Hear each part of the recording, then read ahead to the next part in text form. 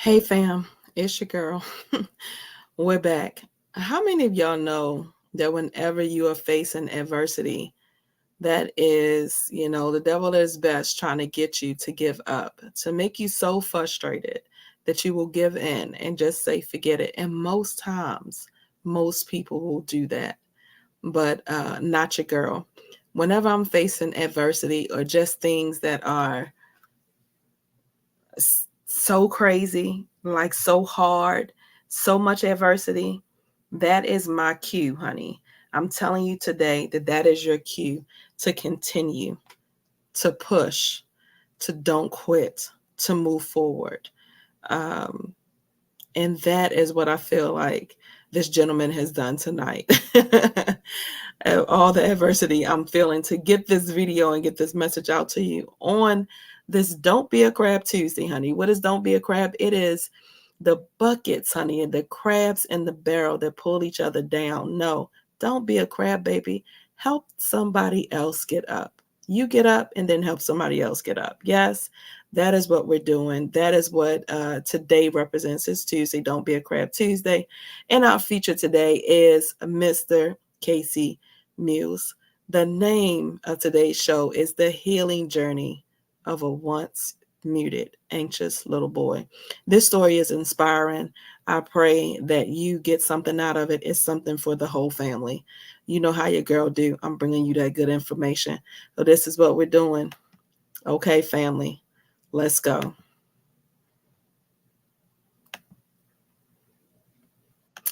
All right, fam, it's about that time.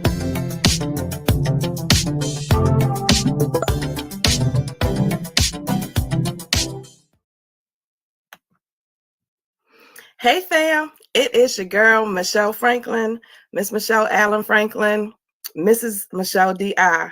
Why? For divine intervention, honey, because you know that there are no coincidences in this world, only God's divine intervention in our lives. And Mrs. Community Builder, why? Because you know your girl is giving you that good information that you need, honey. The people that you need to know in the street. And who do you need to know in 2024? Mr. Casey Muze, honey.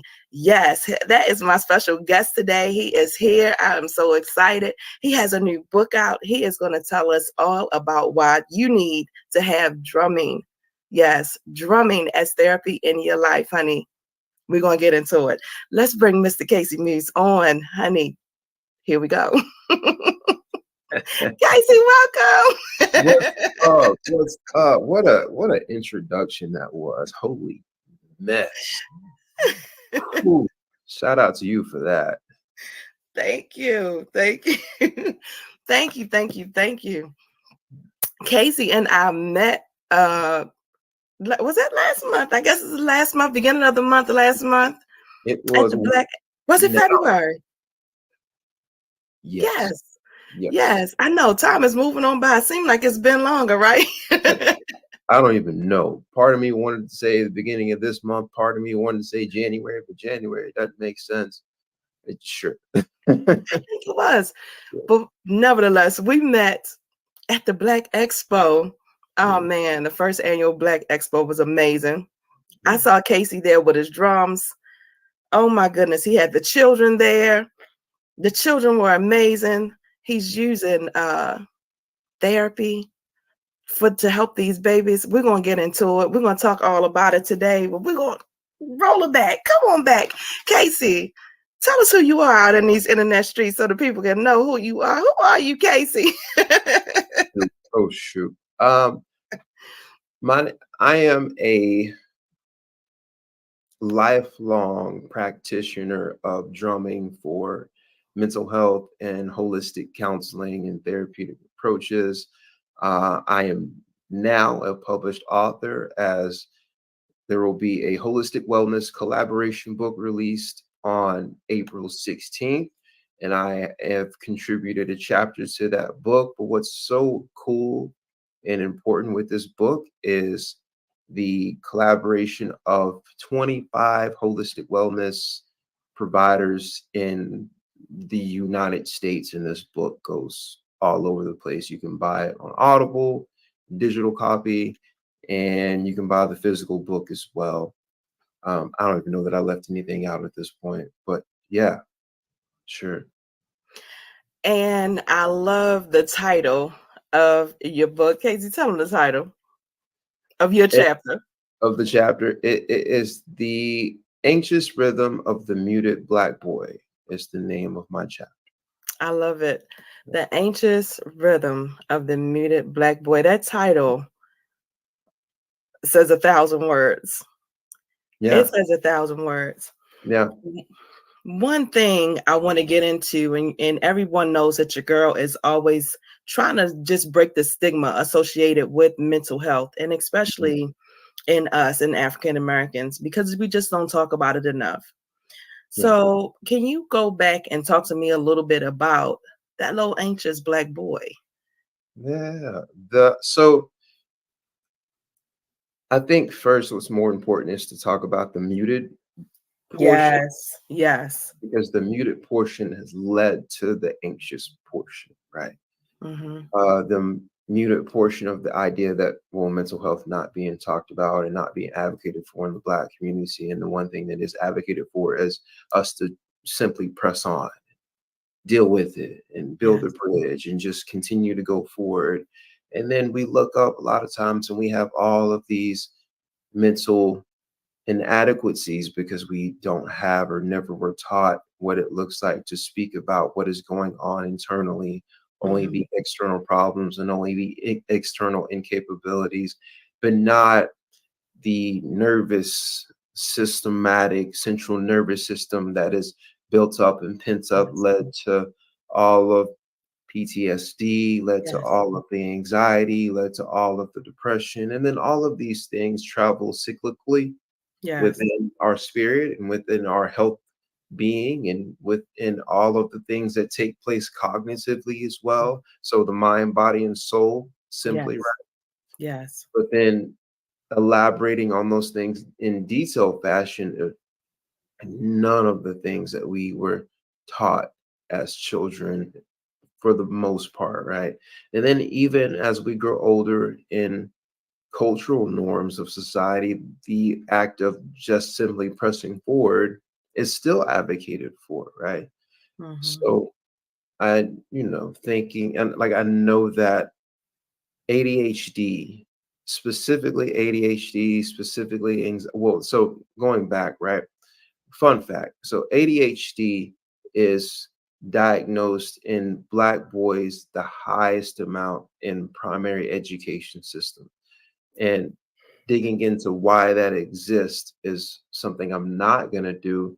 But I will tell you that it is one of these things that we call the neurodivergency, such as autism, Down syndrome, ADD, ADHD, and dyslexia, right? Yes. And those are some of the highest undiagnosed things that we can go through, right?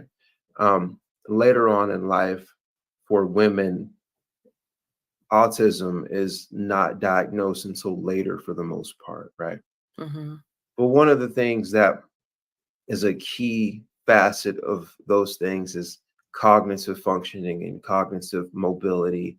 And one of the most wonderful ways to tap into that is the bilateral approach, which Yes.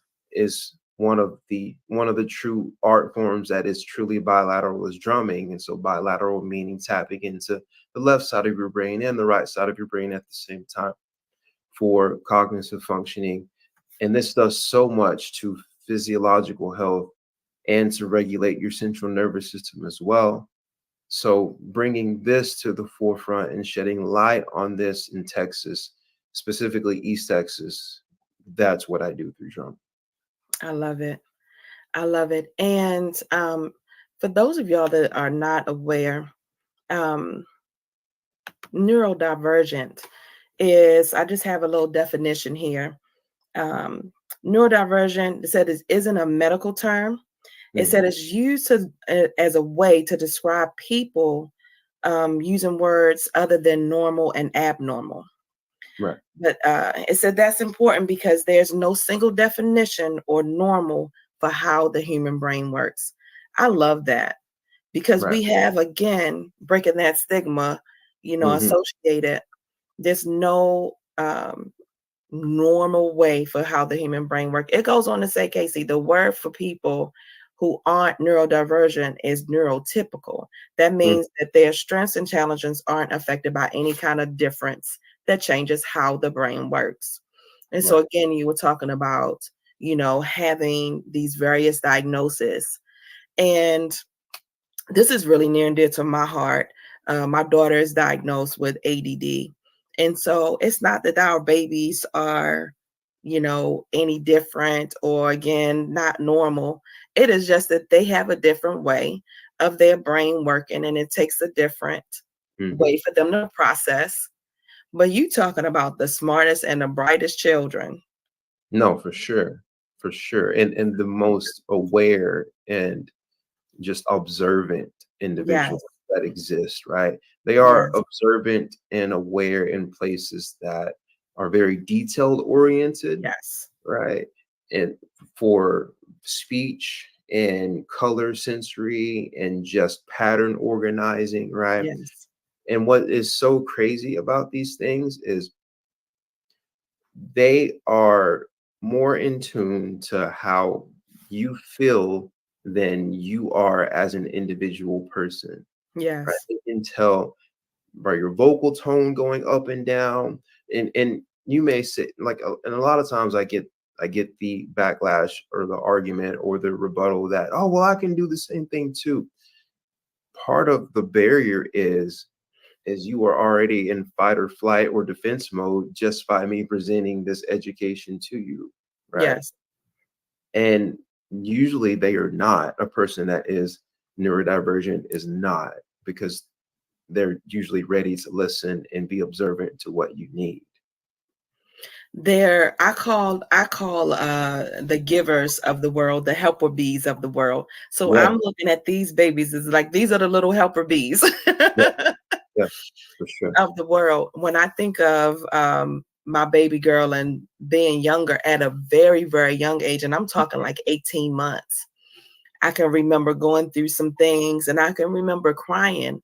And that baby was wiping my tears, like, Yeah. and it was almost like she was there and comforting me. It's just kind of what you're describing. Hmm. And I remember that very distinctly, that she had this little characteristic as even such a young age of like 18 months. Yeah. And it was amazing. Yeah. And at that point, of course, didn't know about any diagnosis or anything, but just the way that she pays attention. And a lot of these children, like you're saying, are because the sensory is elevated. Hmm. All of the sensory is elevated. And so I love that. Yeah. Now, go back a little bit to your childhood, and I want you to talk a little bit about how did you know drums? Like, when did you pick that up, or how did that happen for you? So drumming has been in my life since the age of 2, right? Hmm. And it was through pots and pans, and then it's just progressed and elevated, and rhythm and drumming has always just stayed in my life. I discovered drumming in a space to assist me with anxiety and depression whenever I was about 20, and I lived in Dallas, Texas, and I was going through anxiety and depression through circumstances of not knowing where life was going to go, or just general feeling like I was inadequate because I didn't have purpose, or I didn't have direction, or because I had lost a particular season in my life. So, in a sense, and not really even in a sense, I was grieving the loss of a job and a loss of a career and a loss of a potential desire that I had searched for and seeked after and worked so hard for years. And the complete change of what my life looked like had added to my anxious tendencies and mentality and depressive thoughts, and just not really feeling like I had people to support that either, because I had also went through a change of my social dynamic. And so grieving the loss of my social dynamic and then trying to figure out what all of that looked like, I discovered drumming for mental stimulation through going in the process of all of that. You know what? You said something really significant, Casey. The grief is simply a loss. And so a lot of people think that, you have to have someone to pass away in Mhm. order to go through the stages of grief. And No. that's one of the things I just love and I like to shed light on is that grief is simply a loss. It's a Mhm. loss of a friend. It's a loss of, friendships. It's a loss of, like you said, the thoughts of where is my life going? And it, Mhm. all of a sudden goes somewhere else. What am I going to do? And Those valley moments that we have. yeah, it is as small as the loss of losing a piece of paper that had significant information to you, Yes. right? So like if you wrote a poem on a piece of Yes. paper, you started that journey of doing that, and then you lose that piece of paper, understanding that it is possible for you to go through a small portion or a big portion of grieving because Yes. you lost that piece of paper and you don't know where it is. Exactly, because it's tied to a purpose or it's tied to your gift, Yeah, that you feel like this is all that I have and now it's gone. yeah. I love that, the simplicity of it because it is just that. And I need for people to understand and get the simplicity because there's so much judgment. And again, Mhm. there's so much stigma.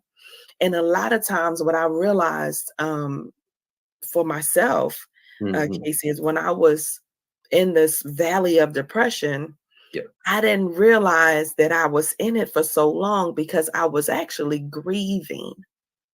I thought it was just depression, but No, depression is a stage of grief. yes. And so, go ahead and speak to it. Yeah, and well, so I have this way. So at all times for mental health, right, is it's always beneficial to change the way you think about the situation that you're in, right? So like with depression, people like to always say, I'm depressed right now, right? And if you know through biblical context is this too shall pass, Yes. right? So I always like to say I'm going through instead of it belongs to me, or instead of saying things that attach it to me, because when you attach yourself to things that are defeating, that in turn is allowing you to not see the way out as Yes. easy as you Yes. can continue to say that this is temporary and I'm going through it and there is a light at the end of the tunnel. I don't know how Yes. far this tunnel That's is, right. or how long Yeah. I'll be in it, but going through something instead of attaching it to yourself always is a win, right? So when you talk about depression, I like to say deep rest in instead of depression. Yes. So when you break that word apart and you use the deep rest in, right? A lot of times when you're going through depression, understanding why or what the afflictions are that or were that caused you to go through it or caused you to enter it, because a lot of times you entered into depression and did not know you entered in it. You've been in it for so much longer than what you realize, right? Yes. And so allowing yourself to realize that if I rest in it a little bit, then it will allow me the tools to fight whatever is within what it is, right? This Yes. is the same thing, similar thing for anxiety and a similar thing for depression. ADD and ADHD are a little bit different. Those dynamics look a little bit different, but Hmm. especially for anxiety and depression, resting in what that is and not running away, Yes. even though it's hard, allows you to realize why it's there. And Yes. realizing why it's there or who caused it to be there or what caused it to be there Hmm. are some of the most dynamic tools for you to have. I always say, in order for you to get through it, you have to acknowledge that thing first, like where you are. Mhm. And we're so busy. I call it going and being and doing, Casey. We're For so sure. busy going to work, For doing sure. this, doing for the Yeah. kids, being this person, gotta do this, gotta do, you know Yeah. what I mean? And we don't take the time to self-reflect. and to Yeah. acknowledge our own feelings. And so a lot of people suffer in silence. And Yeah. so kind of similarly to what you've done, in the past and getting to your drum therapy was suffering in silence. And Yeah. so I know for me, I was suffering for 2 years before I even realized something is wrong. Hmm. How long were you in that valley moment before you realized, mm, Mm. At least, at least a year and a half, mm-hmm, maybe even longer than that. So when I when I had the label placed on me, mm-hmm, I was probably about a year and a half to a year and 3/4 into it. And what I will tell you is being completely attached to an idea of having a career that I wanted and desired of being a professional DJ and music producer and all of these things and wanting to make it so high in that space and then having to not be in that space anymore because I wanted to be in that space and live in that journey since I was about 16 years old. So yeah, from 16, 17, 18, 19, 20, 5 years, right?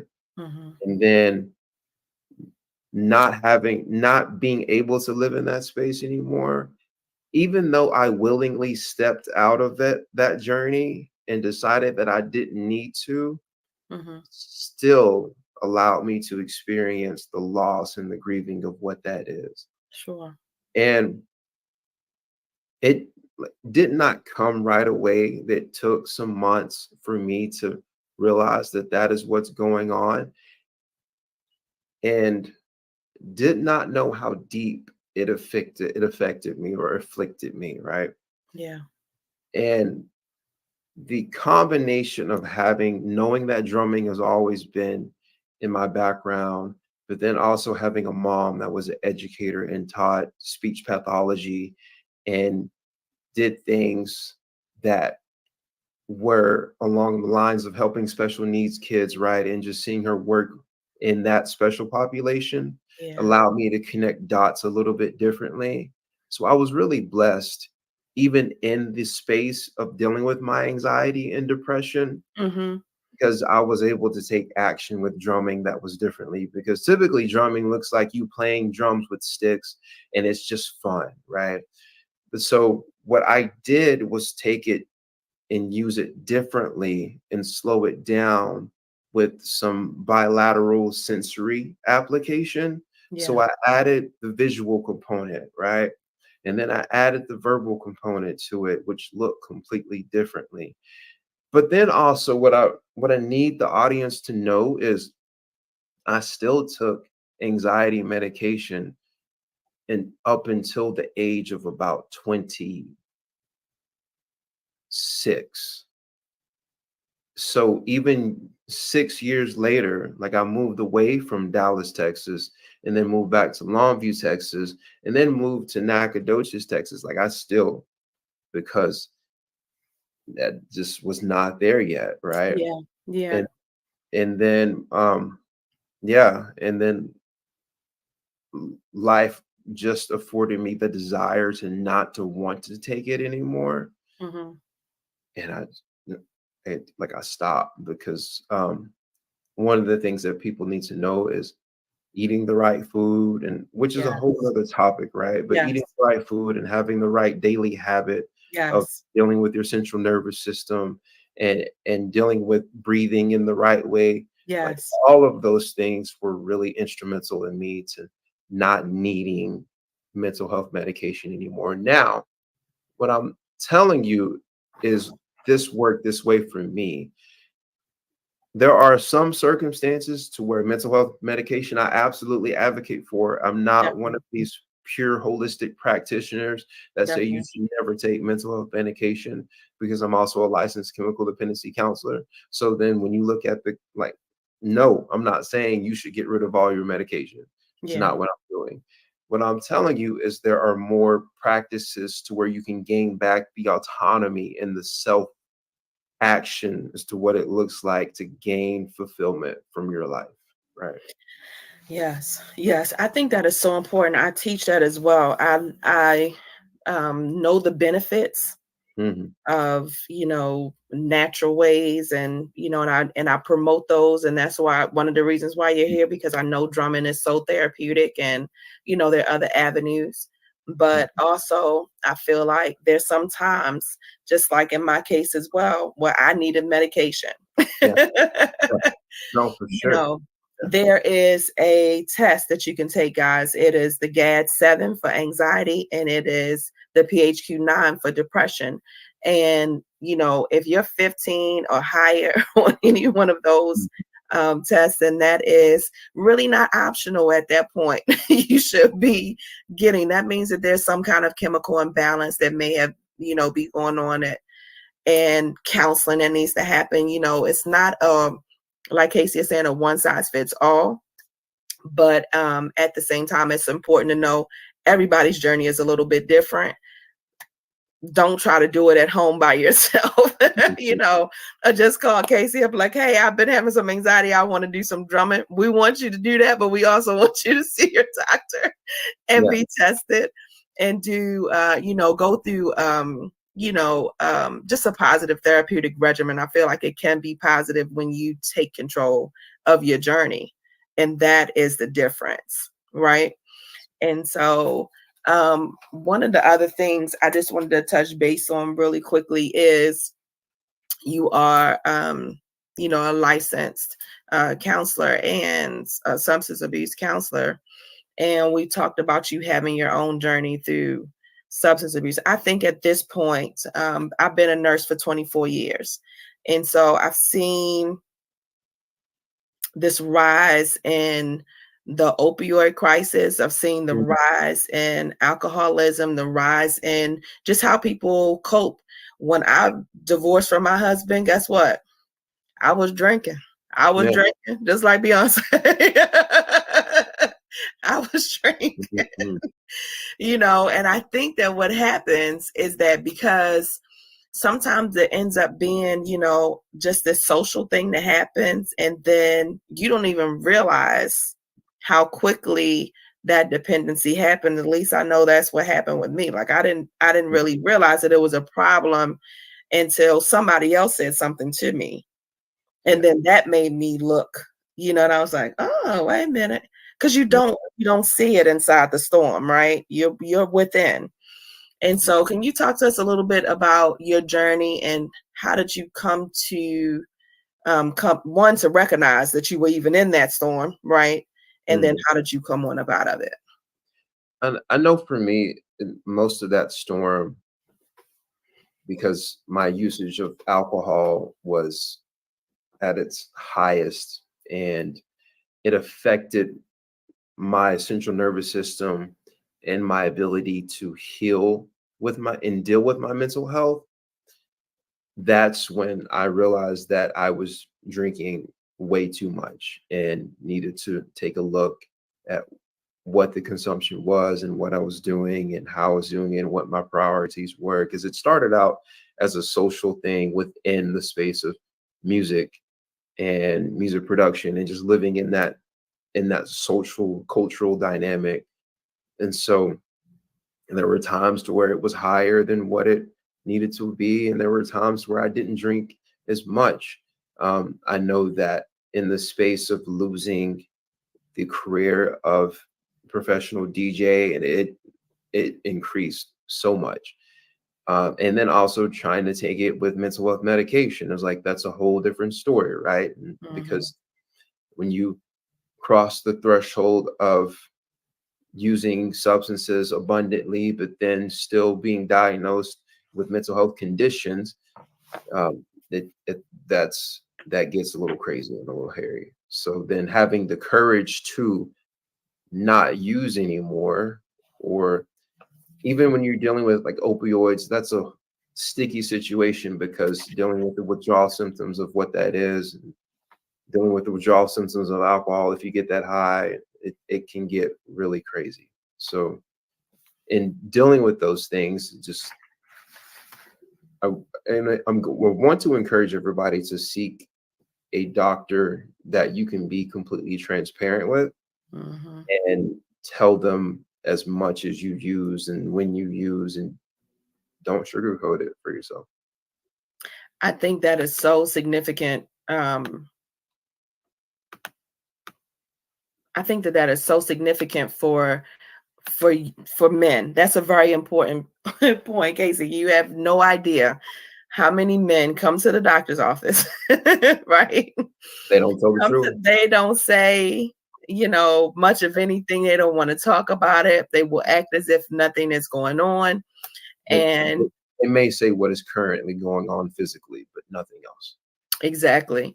And understanding that from a holistic point, if your mind is off, everything else is off. When your body is off, everything else is off. When your spirit is off, everything else is off. When your emotions are off, everything else, they are all working together.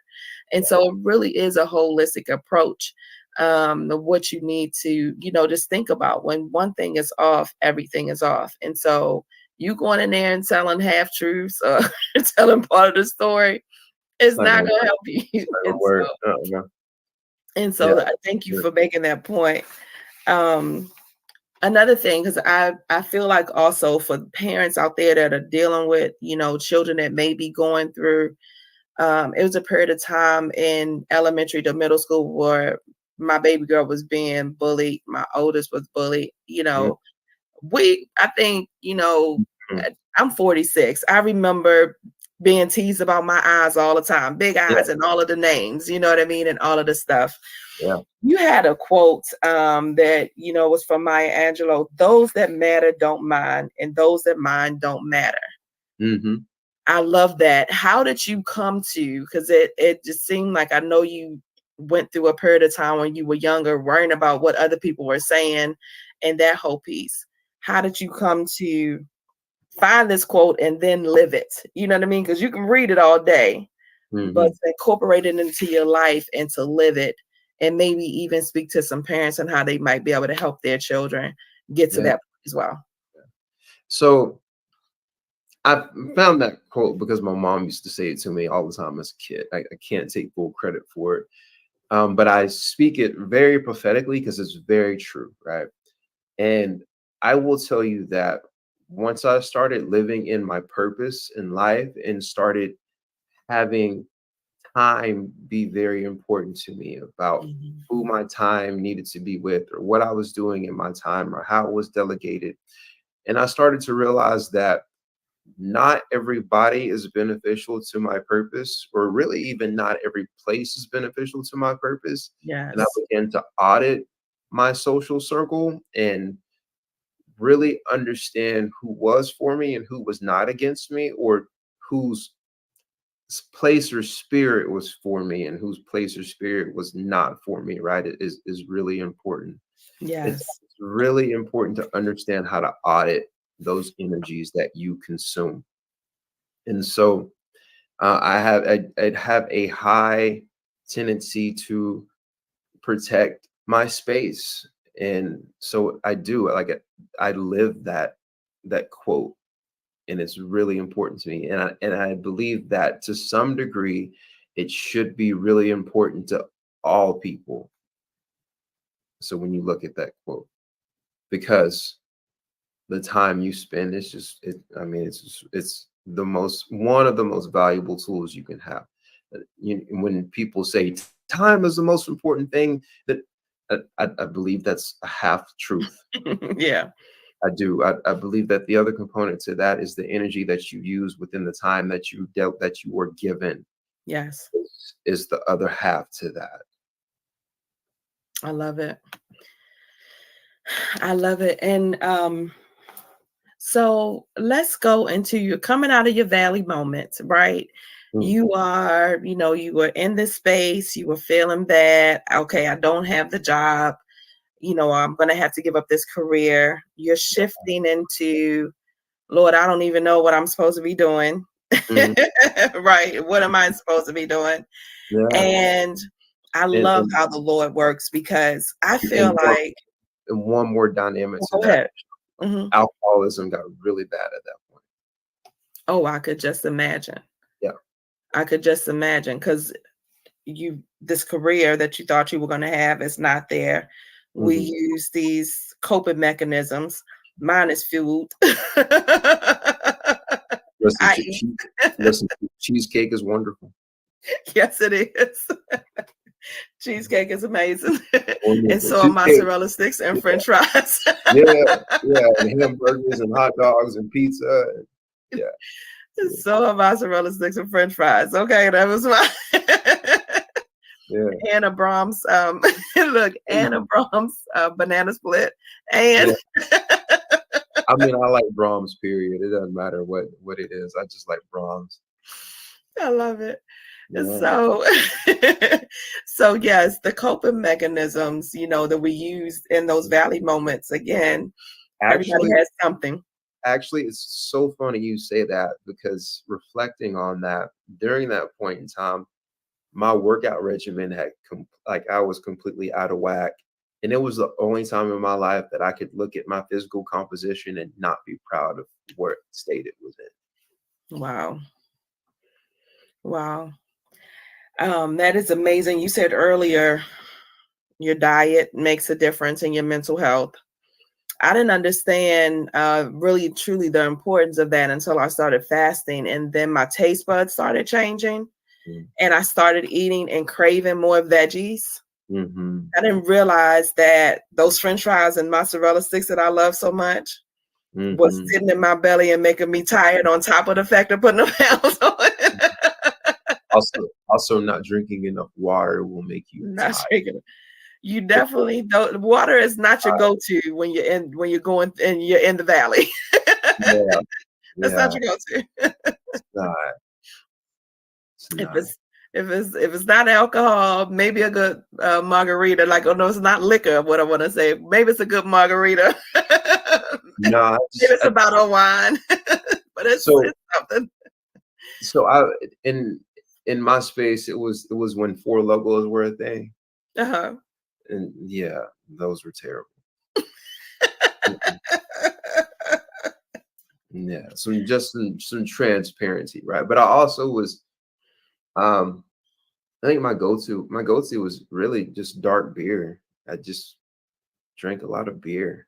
Yeah. Yeah. Which that's a lot of calories and puts on some Yeah. pounds, I'm sure.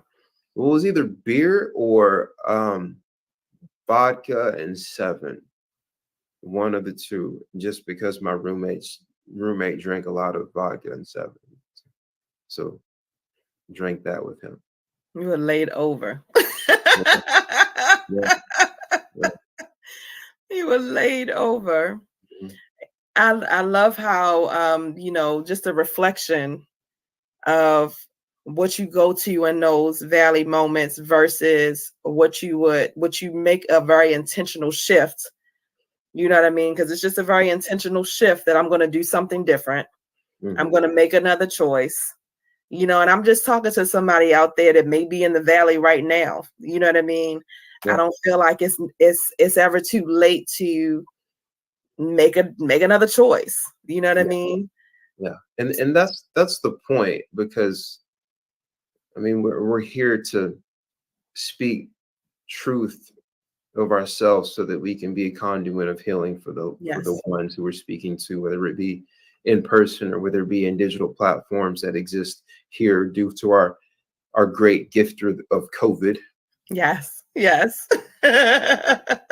Giving us the wonderful digital everything. Yes, it really did. It Yeah. really did. Yeah. I love that. So you're in your valley moment. You don't know what's going to happen. I love this. I heard that you get a phone call and somebody is telling you there's somebody else out in the world in California like you. Mm-hmm. Mr. Eddie, how do you say his last name? Tunde? I don't mess it up. Tundori. Tundori. I messed it all up. Tunde. Yeah. Eddie, I don't know who Tunde is. Eddie Tundori. Yeah, All right, Eddie. Yeah. That is also into drums, into drum therapy, and had some programs and introduced you to this trapped therapy Mm, that you have. Tell us a little bit about that. Let me just say this real quick.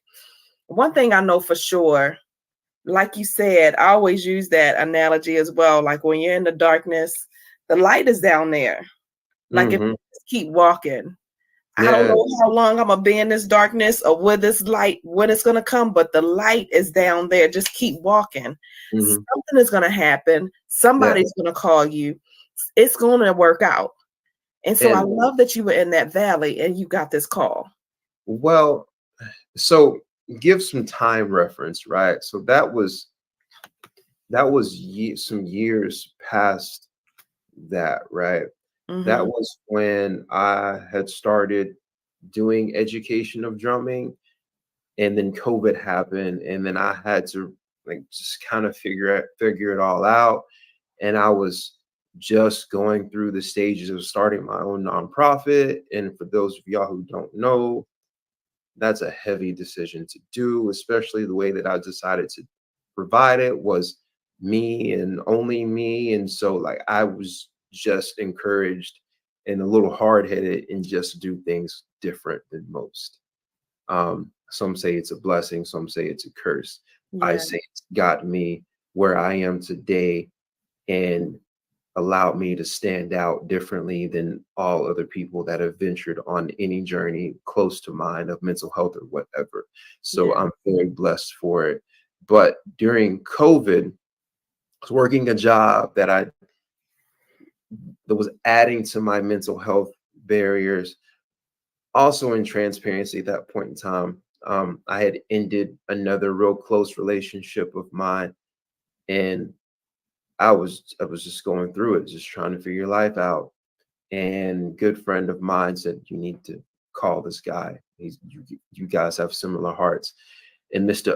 Eddie Tundori started trap learning. He's in California, and through a conversation, he vetted me out and said, "I want to talk to you again about possibly providing trap learning, where you typically have to go through a whole training regimen to do so." He said, by the next conversation, he said, "Nah, you got it. You understand." So um, he gifted me the manual and said, "Do what you wish. Go for it." And this And go ahead. in and this was in 2019 or maybe 2000. It was 2019. So yeah, it was 2019 in COVID, 2019. Mhm. Yeah, and then when I moved to Tyler, Texas, it expanded for me because I took all of the things that I know now and developed percussion pathways and percussion pals, which are my elder care and then my ECE for daycare presentation. Tell us a little bit more about the trap program, like break down, because I know you have the different tiers and the age groups. Who is it for?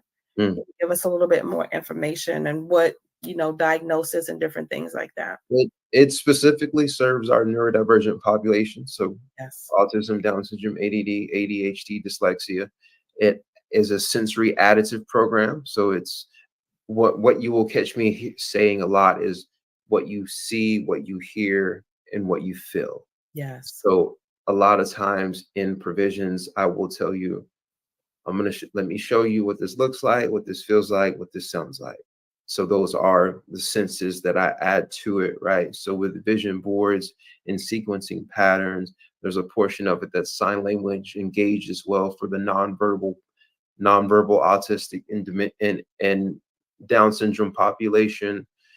And so it's very intuitive into sensory adaptation and considering all of facets that exist.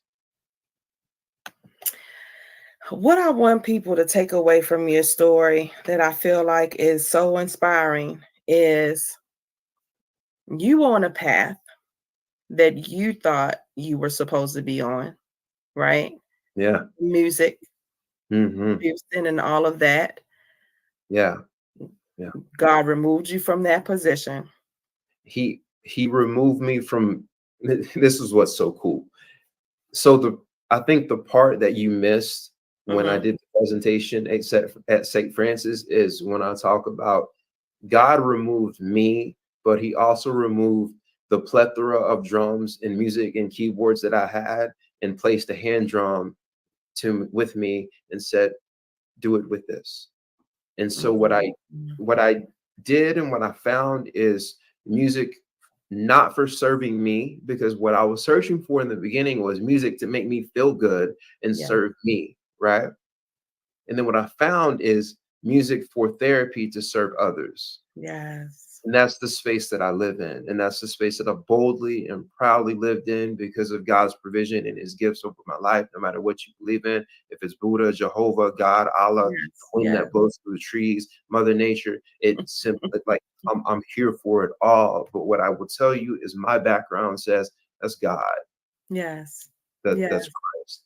Yeah. So he allowed me to switch and serve others through his gift that lives in me. So when you became of service or went into stewardship, into service, right? Hmm. The gift opened up, like the gift made room for you, right? Yeah. It opened up doors that you had no idea Yeah. would even come to you. So now, Mm. here you are as one of two African American authors. Is that right? No, I'm the only You're the African. only African American, excuse me, only African American author, but one of two in the East Texas area, The one of two in the Texas area. The in other the one is Texas area. not Okay. even, he's in Austin, I think, somewhere. So But you're, so I am one of two in Texas, the only African American overall, wow, um, 25 authors, and one of three or four males in this chapter. amazing, amazing, Yeah. amazing. And again, tell us the name of the book, your The chapter, the book and the chapter, and your chapter. so it's Holistic Mental Health Volume 2. And my chapter contribution is The Anxious Rhythm of the Muted Black Boy. Um, and I've been told it's a dynamic chapter. I've I been know told, that's right. I've been told I mean, because I can say it, but due to credibility Yes. and value of it, I have been told I'm going to start doing some promotions. This, like, actually now is what I'm doing, is I'm sitting down trying to figure out what the promotions need to look like, and I'm super excited because I've Yes. got some stellar personal chapter endorsements that Yes. are really wordy but really deep and really personal to some people that know me and some people that don't know me. So yeah, I'm excited. And as well as sometime in May, I'm going to be doing a author's signing party. It's Yes. where I'm going to be having a live reading from my voice I and can't wait. not the audible voice, Yes. but my voice in a live interview and a live Q&A from the audience about the chapter and all the things that exist. That's So awesome. you can endorse the book now. In fact, Yes. I'll send you the link to send out to people if Okay. you wish. So what that is you are simply committing to purchasing the book when it comes out, and I think Yeah. two other steps as well. But the book, I believe, is 25, but I'll have to look at I think there's some more to it for the people that agree to be be co-signers or be on the promotion team right now. Yes. But yeah, I'm excited because it's the beginning of a new chapter for me in writing, period, Yes. and telling stories. And because I'm good on the spot with the voice. Like I'm great, but to be able to translate into words on a page Yes. takes a little bit more diligent attention, Yes. what I'm doing. So yeah, those that process, because even going through the process of writing the chapter, Hmm. I did like, and I think it was like 2 weeks that I had to write the whole chapter Mhm. which is a lot to go through that many emotions in 2 weeks Yes. to complete a whole chapter. It is a lot. It really is. But it was like, I think when I was done, I was still very just unsure, and then I sent it to the editors, and they were like, "Nope, it's good. Just I love consider, it. consider these couple of things, but if you want to, it's good. It's fantastic." So I'm excited. I'm excited for it, and I'm also excited to be in a book that showcases mental health and holistic wellness. Yeah. First of all, that I even got the offer and the opportunity to do it. Yes. Yes. Somebody, It's gonna actually, yes. yeah, that somebody deems me worthy enough to sit alongside other holistic providers is ridiculous. Yes. I love Yeah, it. yeah, it is. It's ridiculous. And then to be a to when the book comes out, and then to be able to sit in space when other providers, and to be able to just see all the things that we do and all the services that we provide for the world, Yes. it's crazy. And then to be a East Texas representative, Texas representative, Yes. Black culture representative. Yes. Check, check, and check. Wow, wow, yeah, for sure. I love it. I love it. I love it. I love it. I think the other part of it is to, listening to your journey and to have that period of time in your life where, it probably was some loneliness there. You know what I Yeah, mean? yeah, I know you went through some time of probably not feeling like you were seen. yeah, You know what I mean? yeah, And so for somebody to see you, you know what I mean? yeah, It's not your mama, yeah, right? yeah, It's not, yeah. you know what I Although mean? although she is my biggest fan, but yeah, Of course, of yeah, course. I know yeah, that's right. yeah. I ain't mad at mama, but it's No. not your mama. It's not, you know what I mean? It's not somebody that you know, but to have that feeling to be seen, Mhm. that's a beautiful thing. Yeah. It That's a really beautiful was. It really was, and it really is. In all actuality, like, um, me and the curators and the people that the publishers, her and I have a wonderful professional relationship. Like, we yes, will talk goals and growth development. And it's fantastic. I love it. And what's so cool about it is just the place that it sets me in professionally, to be able to yes, network in that space yes. is As an incredible. author, you're an author. Yeah, no, seriously, for sure, for sure. Yeah, I love it. I love it. I love it. I love it so much. Oh my gosh, I love it. Your story is so inspiring. I just love it.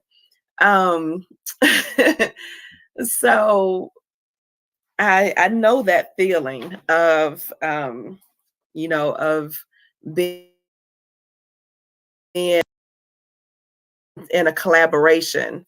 And mhm, so I was in a collaboration, there's only 5 people, but to have that vast amount and to have, your own, like you said, this event that you're going to have in May, please make sure you give us the information so we can come out and support you, mhm, and send the links so we could put it and add it on to the podcast, for sure. for everything for people to contact you. Now, I want to move into really quickly before we wrap up, Mhm. because I just loves me some love.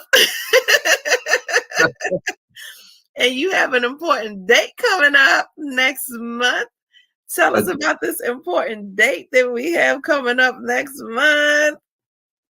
uh, Next April 13th is my wedding day. Yeah, I will I love it. celebrate commencement. Yeah. I love it. I love it. I love it. Now, listen, y'all. I do my pre-interviews, and I told Casey, I said, listen, we're gonna talk about the book and we're gonna talk about your journey, but we gotta talk about this love thing because I loves me some love. Yeah, yeah.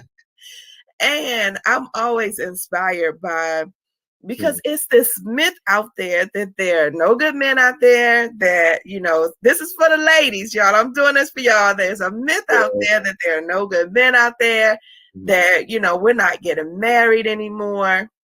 Yeah. Nobody is around to commit to you. And Yeah. so we broke in and we busting all the myths today.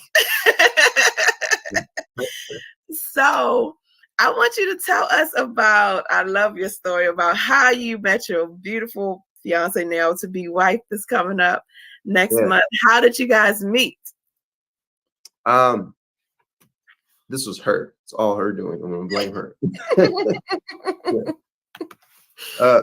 So in Tyler, for those of you who know Tyler well enough, you know that there are two Trubons. There's a Trubon on Earl Kimball, and then there's a Trubon on the square. She and I typically go to Truvon on the square because I like the atmosphere more. And a friend of mine went to Truvon on Earl Campbell to watch another friend of ours perform one night, and Kimberly saw me there and was occupied because she was out. Actually, she was on a date with someone. Yeah, she really was. And so she didn't do anything because she was on a date. But then about 2, 3 weeks later, we were on a social media platform and she messaged me, and the rest is history. And we met for our first date, and we just she's been that person ever since, man. Yeah. I love it. I love it. Now, I asked you this before, but I want you to tell the people, tell the audience, because you already told me. Yeah. How long were you dating before you proposed to your wife? I'm calling her your wife already. It's coming. Yeah. Yeah. So she had actually to add, do you know that Muse is not my last name? Have I shared that No. with No. you? So do you know what? So my last name is Royal. Okay. And so I say that because she did a digital interview for DFW Shout Out. And in this interview, she put her last name as Kimberly Royal. So on the 13th, we are officially going to have the Black Royal wedding. That's cute. Yeah. So yeah, it so the day that we get married, it'll officially be, I think, like a year and a month since we met. Since our Okay. I think our first date. Yeah. But when did you know? I don't think I did. I think it was just a bunch of things that happened. And here's what really happened. I think we developed, and I don't even think I've said this portion to you. I think in this moment, I'm just now realizing that this makes sense. I think that we had started to develop our relationship really deeply due to having hard conversations. Yes. And having hard conversations, we got super close, and I didn't want to not be with her. Now, the hard conversations, I'm going to emphasize the hard conversations. Um, 'Cause I remember what you wanted me to say, but I do know this needs to be said too, though. Okay. I do. So it's not just you, because I agree with this wholeheartedly. The hard conversation portion of it, right? Yes. In society, we often go into relationships and we show all of the beauty and significance, like all of the road trips and all of the like water parks and all the things, and it just looks Yes. so fun. And Yes. then we get married, and then after marriage, we have to have a hard conversation, and we don't even know if we like that person anymore, or we don't even know if Yes. we like the circumstances anymore, or they irritate us so much to the point where we haven't had practice in having those communication segments, or haven't had practice in being able to tell that person that this annoys me right now, and have Yes. that person give good feedback to you saying that this annoys me right now, right? So we have the habit of having hard conversations later that don't turn out so well. So what I decided to do, and this is not anything that I came up with on my own. I've heard this somewhere. I just don't remember where. I think I want to say I told you Dr. Umar said this, but I'm not really even sure if Dr. Umar said that. But I heard this from a credible source where they said, you have hard conversations first and Yes. get used to making each other irritated or getting used to having or staging those hard conversations. That way, after you get married, it's not it's more fluid and effortless in the process because you've had a practice in responding to things Yes. that are irritating. So you've had practice having those conversations and communication. Yes. Yes. When you said that, I was like, oh my goodness, I love that so much Yeah. because it actually is very, very true. You know what? I'm literally watching this Netflix series called Love is Blind. Yeah. And that's one of the reasons why this couple, they broke up. They were all the way almost to the altar. Hmm. And the night before the wedding, they had a terrible argument. It was a Yeah. really hard situation, and they Yeah. could not come back from it. And Mhm. so when you said that, I was like, man, that is so important because it's so true. You said, I don't even know if I might like this person afterwards. Mhm. And I think that people run from the hard conversations. But one thing I know for sure, and just studying, relationships, studying couples, studying, I've been in nursing leadership for years, and communication is key. Yeah. It's key to everything. And so if Mhm. you can't have that hard conversation with the one you love, like, and you talking about spending your rest of your life with somebody, Mhm. it's not happening. The divorce rate is up because people don't know how to have hard conversations. Yeah. I just absolutely love that. I was like, we got to talk about that. Yeah. They got to be out there. That's amazing. I just love it. I love your journey. I love that everything is just coming together for you. I mean, So such a I beautiful spirit. so one of the things that we are, and I say we, I say Kim and I, we're excited about is Hmm. on our honeymoon, we are actually recording our very first couples podcast talking about love, communication, relationships, all the things from a Yes. therapeutic approach, from a non-therapeutic approach, because we're both in therapy to Yes. capacity. So we're and it, I think the name of it. I'm gonna spoiler alert. Now, I'm gonna hate if this is not the name just because I'm gonna say it in the air. But I think the name of it is gonna be called the Royal Musings. That is super cute. So That's super cute. So where's the muse come from? Where'd you get muse? Is that a play on music or Royal Muse. muse? Um, it is a nickname given to me by a group of mentors that were in my. Okay. Okay. Yes, not anything that I chose, not anything that I picked. They specifically replaced the S with the Z, and yeah. I love it. I love it. Mm. I love it.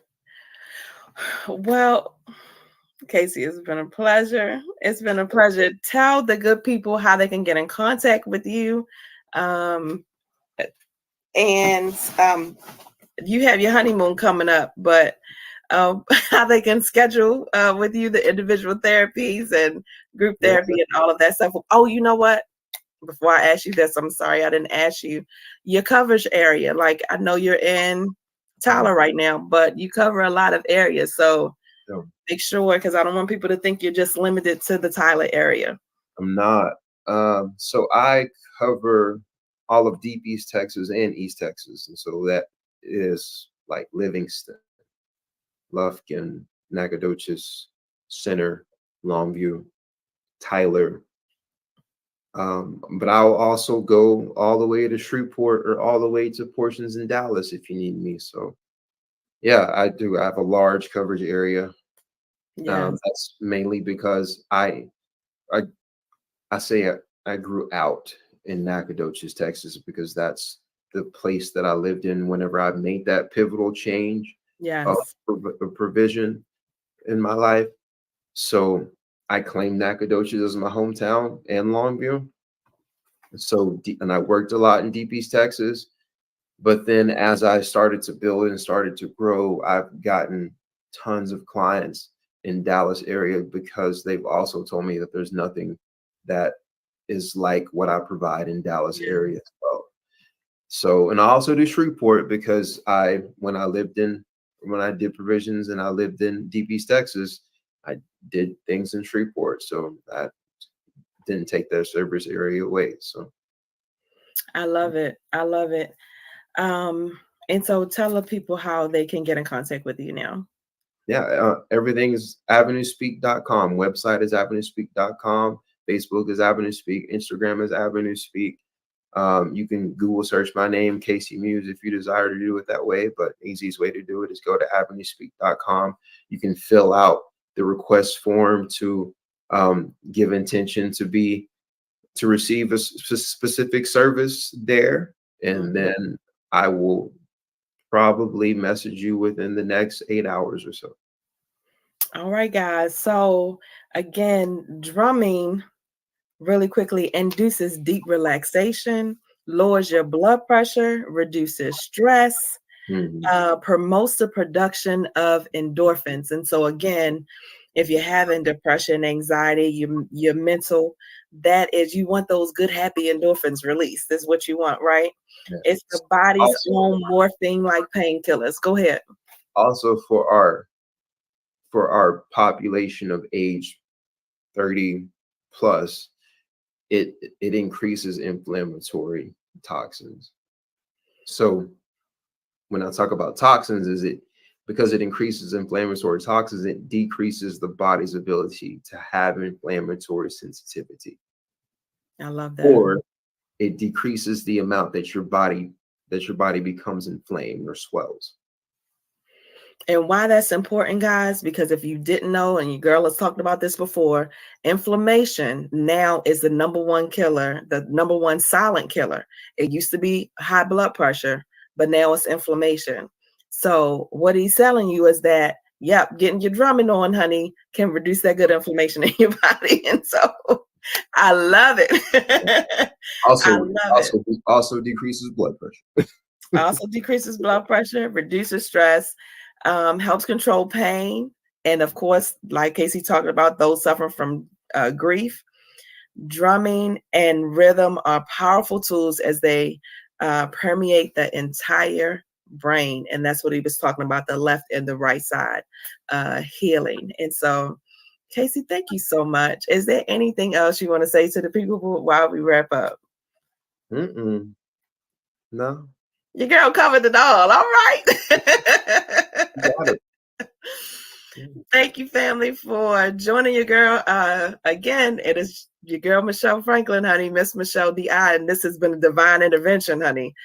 We got a lot of good information, and that's the community builder in me. You know your girl is always giving you the good information, so we're going to be staying tuned. We're going to get you that information when the book drops, as well as in May for that engagement, that speaking engagement that's going to be coming up, his reading engagement. And so we're really excited for you, Casey. Thank you again. Thank you. Amazing conversation.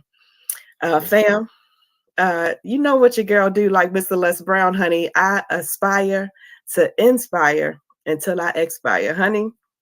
Until we meet again, y'all have a good one.